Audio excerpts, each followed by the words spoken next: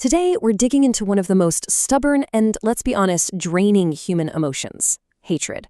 And we're going to unpack an ancient guide that gives us a surprisingly modern and practical set of tools for actually dealing with it. You know the feeling, right? We've all been there. Someone says or does something, and that feeling of anger or just plain resentment gets stuck on a loop in your mind. It can make you feel completely powerless, like you're trapped by your own reaction. But what if you had a toolkit to consciously choose a different response? Well, it turns out there is one. We're pulling from the Aghatavinaya Sutta, a Buddhist text that's over 2,000 years old.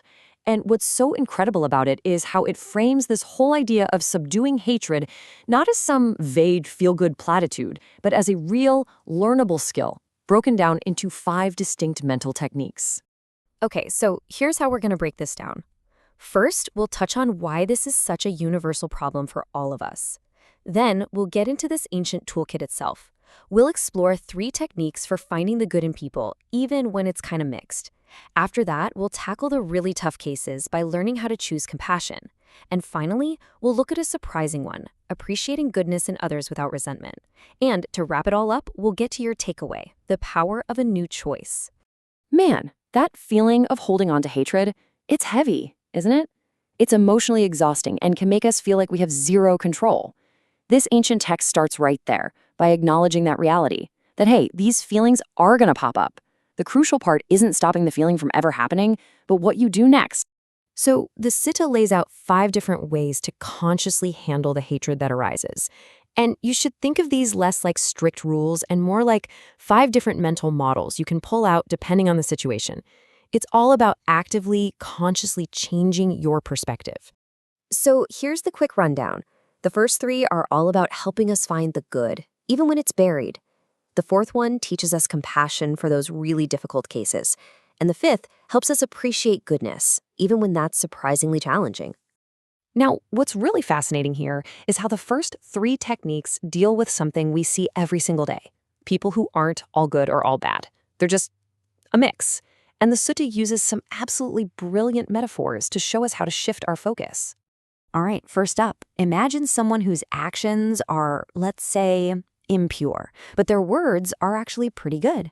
The text compares this to finding a dirty rag on the road. Now, you wouldn't just throw the whole thing out, right? You'd carefully tear off the clean, usable part and take that with you. So the method here is to consciously ignore their flawed actions and focus only on the value in what they say. Okay, next, what about the opposite situation? Someone with not so great words, but whose actions are pure. The metaphor for this one is a pool that's totally covered in slime. If you were thirsty, you wouldn't just give up, would you? No, you'd part the slime with your hands to get to that clean water underneath. So the whole point is to actively look past their unpleasant words to see the goodness in what they do. And this one's just great. What about someone whose actions and words are mostly impure, but they have these rare, brief moments of mental clarity? The metaphor is a tiny little puddle of water in a cow's footprint. Think about it. It's not much, and it's surrounded by mud. You have to be incredibly deliberate and careful to drink that little bit of clean water without stirring up all the dirt. The idea is to cherish those small, rare moments of calm they show, and focus on that alone.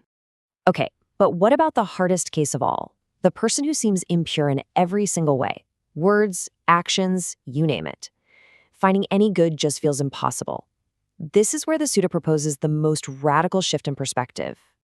Our instinct, our gut reaction, is to meet that negativity with more negativity, hatred for hatred. But this ancient guide says, nope, do the exact opposite. Consciously choose to cultivate compassion. And here's the key. It's not about them, it's for you.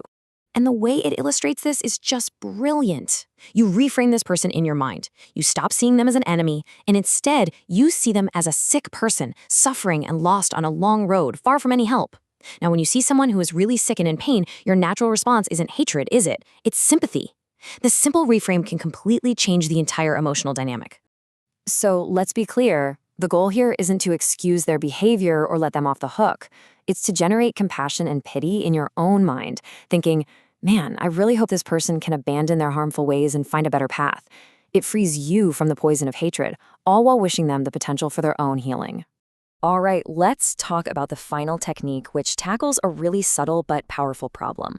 What if you feel that sense of resentment or even hatred towards someone who is, by all accounts, a genuinely good person? Maybe it's jealousy. Maybe it's something else we can't quite put our finger on.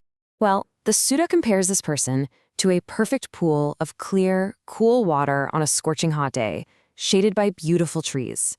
I mean, it's an image of pure refreshment and absolute serenity, a truly inspiring individual. So what do? The method here is to simply allow yourself to appreciate their goodness.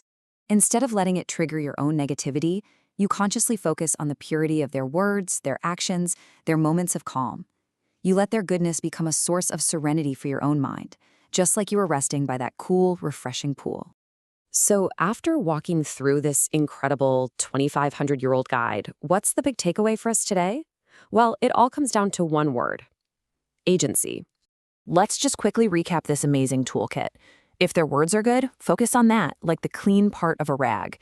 If their actions are good, you part the slime of their words to find that clean water. If there's just a tiny bit of good, you cherish it, like a little puddle in a footprint. If there's no good to be found, you see them as a sick person and you choose compassion. And if they are entirely good, you let that goodness inspire and calm you, just like a cool, clear pool. The core message, the thing to really take with you, is this. Feelings of anger and hatred will come up.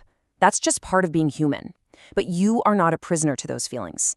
The Sutta shows us that your response is always a conscious choice, and it gives you a practical set of mental tools to make a better one.